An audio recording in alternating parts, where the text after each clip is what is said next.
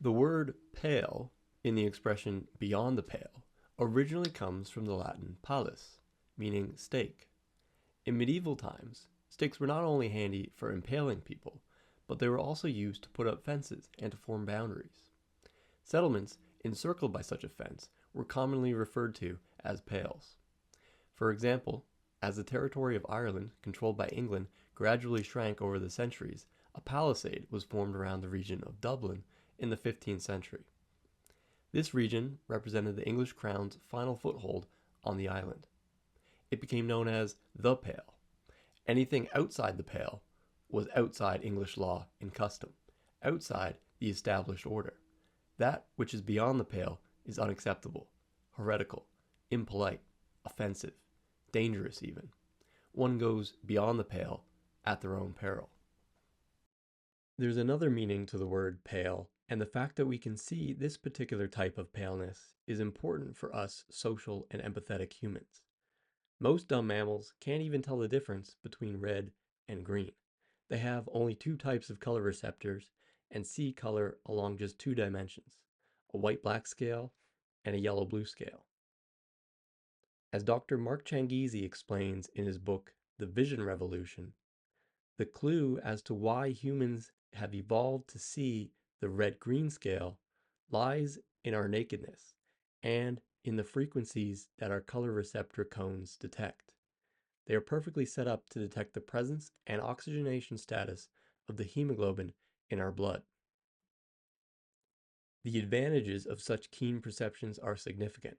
This helps us detect when someone is feeling depressed, embarrassed, angry, aggressive, aroused, joyful, or shocked. As social creatures, being empathetic to the emotions of others brings immense benefits. Furthermore, as social creatures who form important alliances, have long-term mates, and carefully raise our young, it's incredibly beneficial to be able to read the health status of other people.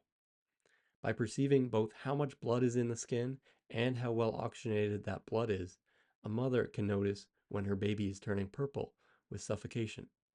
A friend can notice that his poor buddy is still sore with green bruises from last week's hunting accident.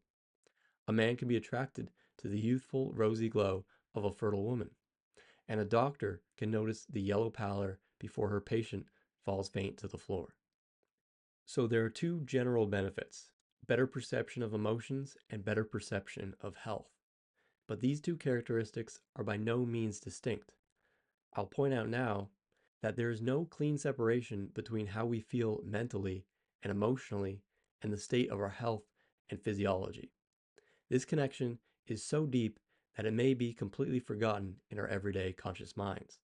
To remind you, I ask, where do you think terms like feeling blue, green with envy, seeing red, hot with passion, tickled pink, yellow-bellied, or white as a sheet come from?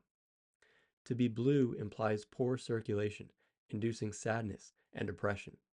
Green is a sickly appearance, brought on by a lack of well-oxygenated blood, perhaps implying you're in great want of what you don't have.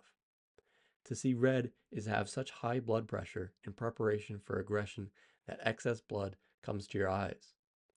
To be hot with passion is to have enough warmth and blood flow to easily supply your loins with the extra. A touch of pink suggests you have plenty of well-oxygenated blood flow, allowing you to feel pleasant and at peace. For your belly to be yellow, you would have to lack blood volume, suggesting you aren't prepared to act courageously. If someone says that you're white as a sheet, they are saying you don't look well due to illness or shock, and they can tell because you've lost your rosy glow from oxygen-rich blood. With the red-green scale being perpendicular to the yellow-blue scale, any other hue we can see can be made by a combination of two of these four hues. When hemoglobin is oxygenated, the blood and skin appear more red, and when it is deoxygenated, they appear more green. When there is more blood, the skin appears more blue, and when there is less blood, the skin appears more yellow.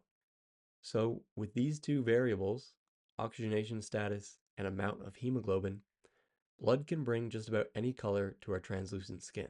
This is why someone with good health, good circulation, and well oxygenated blood appears ruddy with a rosy glow. It's why genitals and rumps become red when a female baboon is in estrus, or heat. It's why the excess blood in a foot with poor circulation turns purple and eventually blue.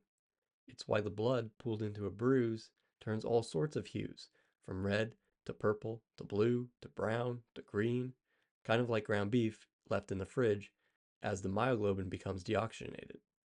It's why cold hands devoid of blood turn yellow, and is why people with anemia have a paleness to their skin with tints of gray, white, green, and or yellow, depending on the exact issue. You can even use your thumb to move the blood around under the skin of your other hand and knuckles to see the difference a lack of blood can make. Humans are impressively good at detecting whether someone appears healthy and attractive or sickly and unattractive. People can reliably make such visual assessments from indicators such as pale skin, pale lips, or dark under eye circles within seconds, even if they don't consciously realize what is informing their assessment in the moment. This perceptual skill is important in healthcare, so much so that some medical schools used to reject colorblind applicants. One doctor told an embarrassing story of how he, quote, had failed to see the extreme pallor of a woman waiting for surgery. Anyone could see it, the gynecologist said, but I could not. The surgery had to be delayed so the patient could receive a blood transfusion. What can be obvious to one may be imperceptible to another. As you can probably guess, it is this other meaning of pale, anemic pallor, that connects us to the uncomfortable subject matter that will launch us into our novel explorations. Though I had absolutely none of the above knowledge at the time, I first noticed a positive change in my own skin following a change in my diet. This change in my skin coincided with positive changes in my physical health, my mental health, my feelings of gender dysphoria, and more. All of which completely surprised me. I even stopped being a, quote, social justice warrior during this time. I know that's completely bizarre, and for now, you should feel free to dismiss this as a coincidence. I'll explain much more as we progress, but soon I began to see a pattern. I realized that just about everyone who is chronically anxious, depressed, or fatigued has this same paleness to their skin that I used to have.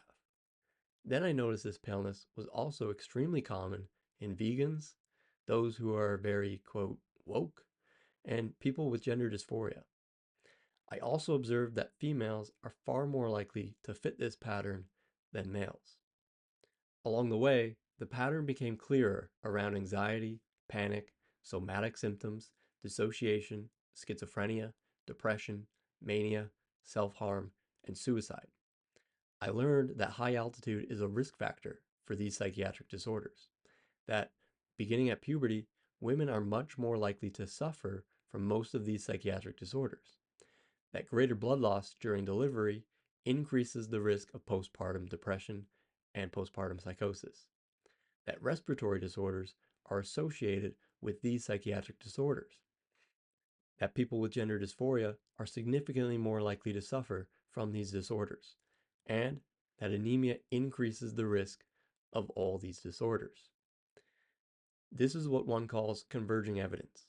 Converging evidence reduces bias, increases confidence and robustness, and supports a holistic understanding. Though I was thrilled to make each successive connection because everything was making more and more sense, I was also stunned, at times nearly sick, to realize that despite all this information being well founded in the literature, apparently no one had zoomed out from their own narrow field of study to see the bigger picture. How many new mothers? How many souls haunted by paranoia and hallucinations?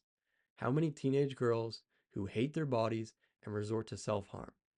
How many who panic and feel like they are always suffocating under stress? How many on the verge of suicide, longing to expire? How many who feel numb and spiritless with fatigue and depression? How many are without hope because no one understands this? What if these issues are, in a way, simpler than we think they are? What if anemia is more serious than we take it for? Put another way, what if it turns out oxygen is actually pretty important? When the question is put this way, it's easy to say, well, duh, we all know that oxygen is important. But do we really? Or is it that our understanding is rather superficial, something we take for granted? How many people do you know with psychiatric illness who are directed toward getting more oxygen versus getting medication or therapy? It seems we know the importance of medication and therapy, but to say we all know oxygen is important is simply not backed by our actions. I felt compelled to get to the bottom of this. I know all too well what it's like to suffer from the above psychiatric issues, and they're not fun. Thankfully, I also know what it's like to have these issues resolved. I didn't solve them because I understood anything that I understand now. I just got lucky and learned why in the years following. I'm confident that even if you don't agree with my arguments in the end, you will at least have learned an incredible amount of valuable information, and without having to go through the troubles that necessarily preceded my ability to understand. My argument is that anemia is a major underlying cause behind the pallor, the poor mental health, poor physical health, poor reproductive health, and the feelings of gender dysphoria that have become so common today. To you, anemia might merely sound like a common and rather mild medical problem, making my argument seem as ridiculous and lowly as a Gaelic clansman to an English nobleman. For now, I'll ask you to realize that, fundamentally, anemia means a lack of oxygen. A lack of oxygen for your skin, a lack of oxygen for your brain, a lack of oxygen for your reproductive system, a lack of oxygen for every tissue and function in your body. That anemia can affect mental health, physical health, and appearance, you should have no doubt. I will later extend my argument to suggest that even some of the attitudes, beliefs, styles, and behaviors surrounding the pattern of gender dysphoria and woke ideologies also stem from anemia. Though we are going beyond the mainstream narratives, my argument is by no means groundless. You will find it to be based on reason, to align with your everyday reality, and to be supported by the scientific literature, which I will be frequently and faithfully referencing throughout. Though I'll argue that physical health affects mental health more than you likely ever imagined, I want to be clear that I'm not trying to say mental health isn't affected by other influences, such as those from the social and cultural realms. Just about every issue I address will be complicated, and I promise to deliver nuance as best I can. Along those same lines, what I'm speaking about is a pattern. Do not be confused. A pattern is not a rule. Some people fit a pattern in some ways, but not others. There are always exceptions to patterns, especially when it comes to humans who can be so diverse and complex. According to the academic and scientific guilds of today, the alarmingly high rates of mental illness and suicide among people with gender dysphoria can only be explained by the discrimination they face.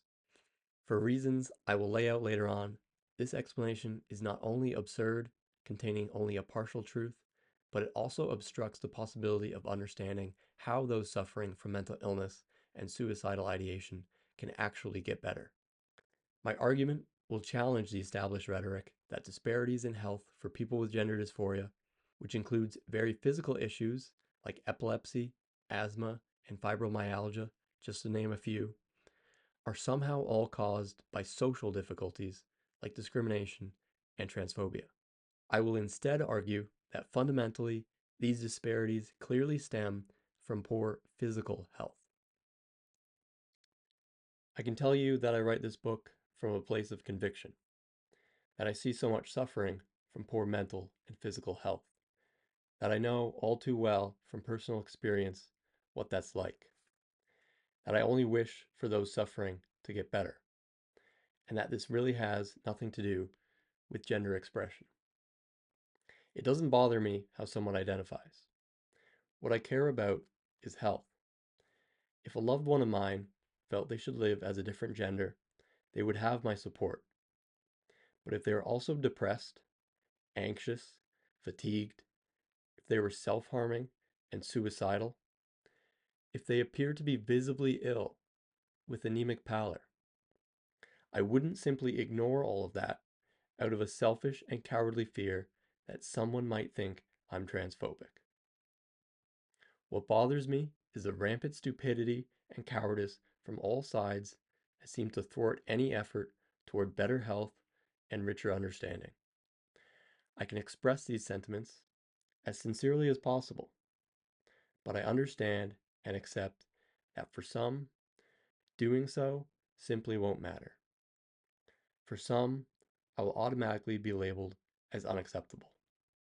My work, beyond the pale.